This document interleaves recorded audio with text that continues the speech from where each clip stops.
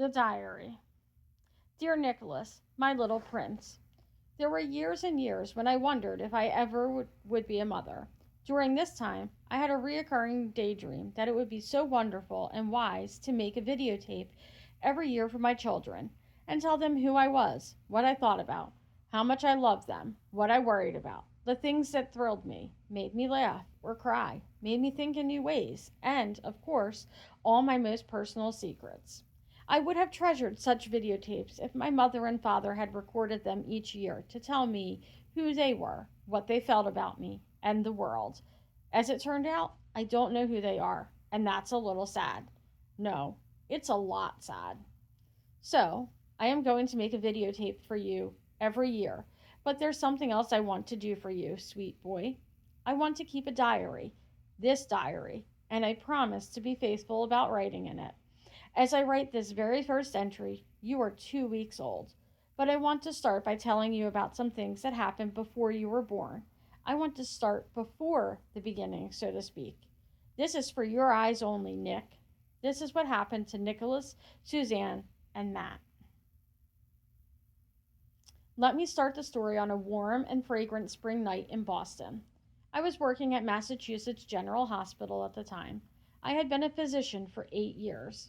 There were moments that I absolutely loved, cherished, seeing patients get well, and even being with some when it was clear they wouldn't recover. Then there were the bureaucracy and the hopeless inadequacy of our country's current healthcare program. There were my own inadequacies as well. I had just come off of a 24-hour rotation, and I was tired beyond anything you can imagine.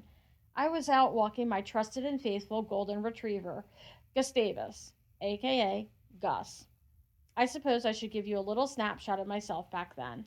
I had long blonde hair, stood about 5'5", not exactly beautiful, but nice enough to look at. A friendly smile most of the time, for most of the human race, not too caught up in appearances. It was a late Friday afternoon, and I remembered that the weather was so nice, the air was sweet and as clear as crystal. It was the day that I lived for. I can see it all as if it just happened. Gus had sprinted off to harass and chase a poor, defenseless city duck that had wandered away from the safety of the pond. We were in the Boston Public Garden, by the swan boats. This was our usual walk, especially if Michael, my boyfriend, was working, as he was that night. Gus had broken from his lead, and I ran after him. He is a gifted retriever who likes to retrieve anything: balls, frisbees, paper wrappers, soap bubbles, reflections on the windows of my apartment. As I ran after Gus, I was suddenly struck by the worst pain I have ever felt in my life. Jesus, what is this? It was so intense that I fell to my hands and knees. Then it got worse.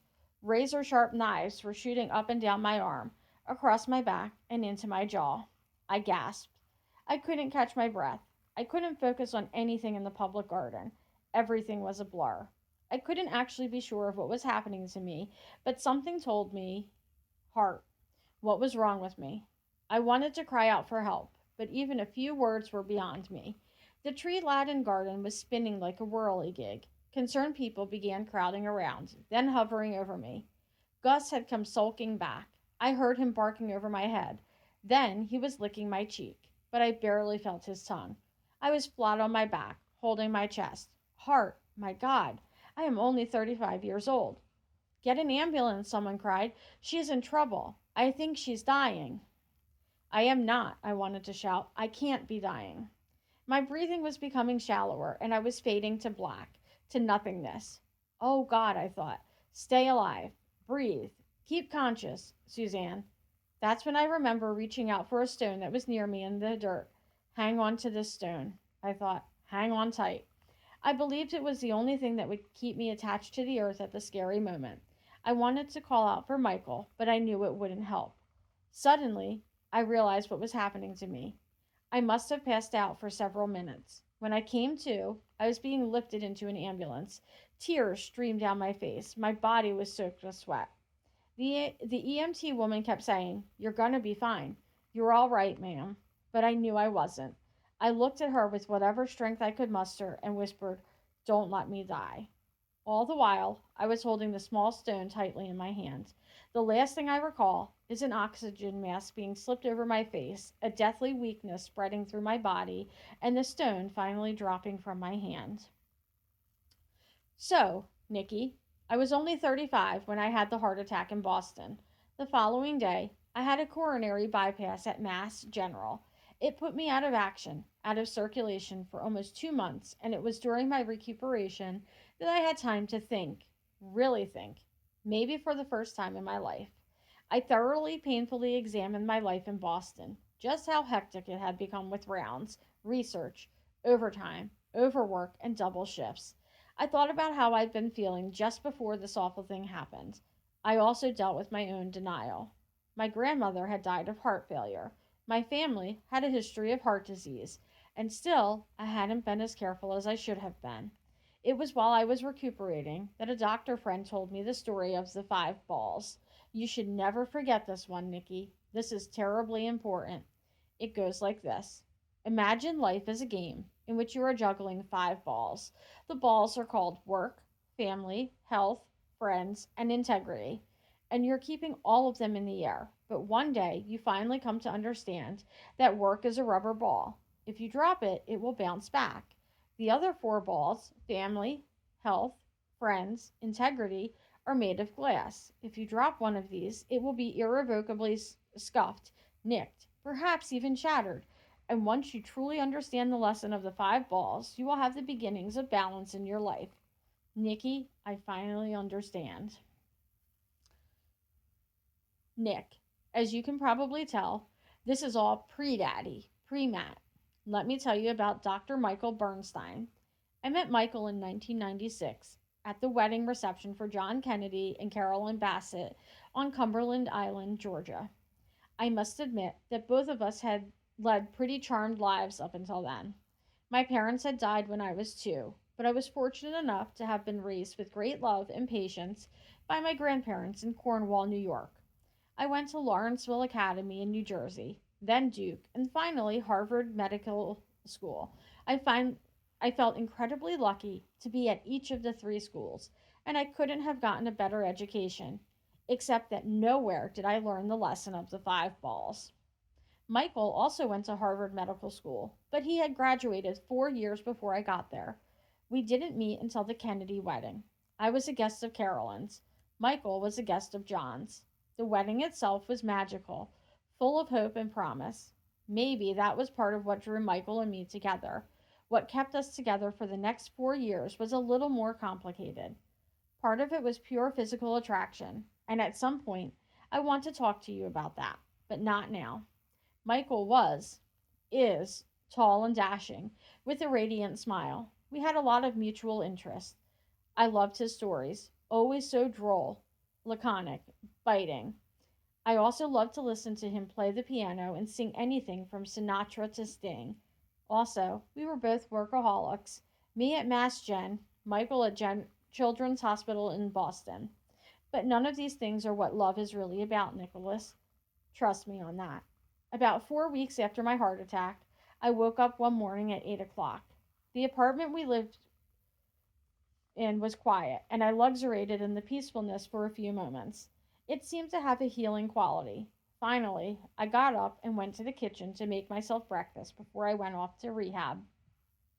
I jumped back when I heard a noise, the scratch of a chair leg against the floor. Nervously, I went to see who was out there. It was Michael. I was surprised to see him still home, as he was almost always out of the house by 7.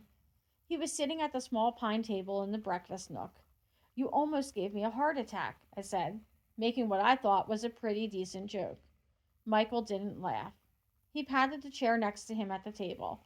Then, with the calmness and self reverence I was used to from him, he told me the 3 main reasons why he was leaving me. He said he couldn't talk or relate to me the way he could with his male friends. He didn't think I could have a baby now because of my heart attack. He had fallen for someone else already. I ran out of the kitchen and then out of the house. That morning, the pain I felt was even worse than the heart attack. Nothing was right with my life. I had gotten it all wrong so far. Everything. I did love being a doctor, but I was trying to do it in large, somewhat bureaucratic big city hospital, which just wasn't right for me. I was working so hard because there was nothing else of value in my life. I earned about 120,000 a year, but I was spending it on dinners in town, getaway weekends, clothes that I didn't need or even like that much. I had wanted children all my life. Yet, here I was without a significant other, without a child, without a plan, and no prospects to change any of it. Here's what I did, little boy. I began to live the lesson of the five balls. I left my job at Mass General. I left Boston. I left my murderous schedule and commitments behind. I moved to the one place in the world where I had always been happy. I went there, truly, to mend a broken heart. I was turning endlessly around and around like a hamster on a wheel in a tiny cage. My life was stretched to the limit, and something was bound to give. Unfortunately, it had been my heart. This wasn't a small change, Nicky. I had decided to change everything. Nicky. I arrived on the island of Martha's Vineyard like an awkward tourist, lugging the baggage of my past, not knowing what to do with it yet. I would spend the first couple of months filling cupboards with wholesome farm fresh foods, throwing out old magazines that had followed me to my new home, and I would also settle into a new job. From the time I was 5 until I was 17, I had spent summers with my grandparents on Martha's Vineyard. My grandfather was an architect, as my father had been as well, and he could work from his home. My grandmother, Isabel, was a homemaker, and she was gifted at making our living space the most comfortable and loving place I could begin to imagine. I loved being back on the vineyard, loved everything about it. Gus and I often went to the beach in the early evening, and we sat out there until the light of day was gone. We played ball, or sometimes with a frisbee for the first hour or so. Then we huddled together on a blanket until the sun went down. I had negotiated for the practice of a general practitioner who was moving to Illinois. We were switching lives in some ways. He was going to Chicago just when I was exiting city life. My office was one of 5 doctors' offices in a white clapboard house in Vineyard Haven. The house was more than 100 years old and had 4 beautiful antique rockers on the front porch. I even had a rocker at the desk where I worked. Country Doctor resonated with a wonderful sound for me, like recess bells of an old country school. I was inspired to hang out a shingle that said as much: Suzanne Bedford, Country Doctor, in. I began to see a few patients in my second month on Martha's Vineyard. Emily Howe, 70, part time librarian, honored member of the Daughters of the American Revolution, hard, steadfast, and against everything that had occurred since about 1900. Diagnosis: bronchitis. Prognosis: good. Doris Latham, 93, had already outlived 3 husbands, 11 dogs, and a house fire. Healthy as a horse. Diagnosis: old gal. Prognosis: will live forever. Earl Chapman, Presbyterian minister. General outlook: always on his own. Diagnosis: acute diarrhea. Prognosis: possible recurrence of what the Lord might call getting even. My first patient list read like a who's who of a Carlos Williams poem. I imagined Dr. Williams walking the streets of the vineyard on his appointed rounds, an icy wind blowing from the distant hills, milk frozen on every landing, the famous wheelbarrow soldiered into the winter mud. There he'd be making a late afternoon call on the boy who fell off his sled and broke an arm with his pride. This was for me. I was experiencing a fantasy that was a million miles away when I lived in Boston. But, in fact, it was just down Route 6 and across the water. I felt I had come home. Nicholas. I had no idea that the love of my life was here, just waiting for me. If I had, I would have run straight into Daddy's arms in a heartbeat. When I first arrived on Martha's Vineyard, I was unsure about everything, but especially where to settle. I drove around looking for something that said, "Home. You'll be okay here. Look no further." There are so many parts of our island that are beautiful, and even though I knew it in some ways, it sang out differently to me this time. Everything was different because I felt different. Up Island was always special to me because this is where I had spent so many glorious summers. It lay like a child's picture book of farms and fences, dirt roads and cliffs. Down Island was a whirl of widows' walks, gazebos, lighthouses, and harbors. It was a turn of the century boathouse that finally stole my heart, and still does. This truly was home. It needed to be fixed up, but it was winterized, and I loved it at first sight. First smell, first touch. Old beams, which had once supported stored boats, crisscrossed the ceiling. Upstairs, I eventually put in corner portholes to let the sun come in, hoops of light. The walls had to be painted robin's egg blue because the whole downstairs opened to a view of the sea. Big barn like doors slid port and starboard to bring everything that was once outside inside. Can you imagine Nikki living practically right on the beach like that? Every part of me, body and soul, knew I'd made the right decision. Even my practical side was in agreement. I now lived between Vineyard Haven and Oak Bluffs. Sometimes I'd be working out of my home or making house calls, but the rest of the time I'd be at Martha's Vineyard Hospital or the Vineyard Walk In Medical Center in Vineyard Haven. I was also doing some cardiology rehab at the medical center. I was alone, except for Gus, living a solitary life, but I was content for the most part. Maybe it was because I had no idea what I was missing at the time. Your daddy and you. Nicholas. I was driving home from the hospital when I heard a funny noise. What's that? Shh. Bump. Shh. Bump. Shh. Bump. I had to pull over onto the shoulder of the road. I got out of my Jeep to take a look. Shit fire and save matches. The right wheel was as flat as a pancake. I could have, and I would have, changed the tire if I hadn't taken out the spare in order to make room for all my other stuff when I was moving. I called the gas station from my cell phone, mad at myself for having to call a garage. A guy answered and condescended to me a little. Another guy would be coming to fix a flat. He made me feel like such a girl, and I hated that. I knew how to change a tire perfectly well. I pride myself on self sufficiency and independence, and good old fashioned stubbornness. I was standing against the passenger side door, pretending to admire the beautiful landscape, and making it seem to passing cars that I had pulled over for that reason, when a car pulled up right in back of mine. Clearly, it wasn't from the gas station. Not unless they'd sent a forest green Jaguar convertible. You need some help? A man asked. He was already walking toward my car, and honestly, I couldn't take my eyes off him. No thanks. I called the Shell station in town. They'll be here soon. Thanks anyway. There was something familiar about this guy. I wondered if I had met him in one of the stores around the island, or maybe at the hospital. But he was tall and good looking, and I thought that I'd have remembered him. He had a nice, easy smile, and he was kind of laid back. I can change the tire, he offered, and somehow managed not to be condescending when he said it. I know I drive a fancy car, but I'm not really a fancy person. Thanks, but I took my spare out to make room for more important things like my stereo and my antique candlestick collection. He laughed, and he was so familiar. Who was he? Where did I know him from? I'm flattered, though, I continued. A man in a shiny convertible willing to change a tire. He laughed again. A nice laugh. So familiar. Hey, I'm vast. I contain multitudes. Walt Whitman, I said, and then I remembered who this was. You used to say that all the time. You quoted Walt Whitman. Matt? Suzanne Bedford, he said. I was almost sure it was you. He was so surprised bumping into me like this after such a long time. It must have been almost 20 years. Matt Wolfe looked even handsomer than I remembered him. At 37, he had grown up very nicely. He was slender, with closely cropped brown hair and an endearing smile. He looked in great shape.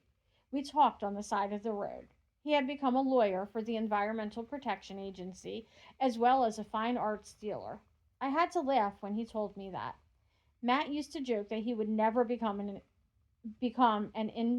entrepreneur, as he called business people back then. He wasn't surprised to learn that I was a doctor. What surprised Matt was that I wasn't with someone, that I had come back to Martha's Vineyard alone. We continued to catch up on each other's life. He was funny, easy to talk to. When I had dated Matt, he was 18. I was 16. That was the last year my grandparents had rented for the summer on the vineyard. But obviously, I never forgot the island or its many treasures. I'd been having dreams about the ocean and beaches on the vineyard ever since I could remember. I think we were both a little disappointed to see the bright yellow shell tow truck pulling behind us. I know that I was. Just before I turned to go, Matt mumbled a few words about how nice this was, my flat tire. Then he asked me what I was doing Saturday night. I think I blushed. I know I did. You mean a date? Yes, Suzanne, a date. Now that I've seen you again, I'd like to see you again. I told Matt I would love to see him on Saturday. My heart was pounding a little, and I took that to be a very good sign. Nick. Who the heck was sitting on my porch as I drove up late that same afternoon? I couldn't really tell. It couldn't be the electric guy, or the phone guy, or the cable guy. I'd seen all of them the day before. Nope, it was the painting guy, the one who was going to help me with everything around the cottage that needed a ladder or an outlet or a finish. We walked around the cottage as I pointed out several of the problems I'd inherited: windows that wouldn't close, floors that buckled at the door, a leak in the bathroom, a broken pump, a cracked gutter, and a whole cottage that needed scraping and painting. What this house had in cute, it lacked in practical. But this guy was great. Took notes, asked pertinent questions, and told me he could fix everything by the millennium.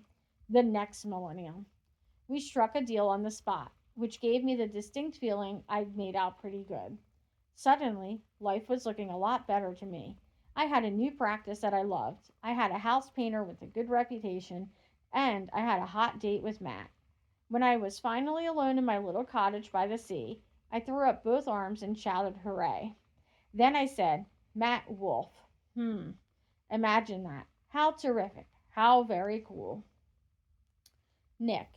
Just about everybody has an occasional fantasy about somebody they really liked in high school, or maybe even grade school, coming back into their life.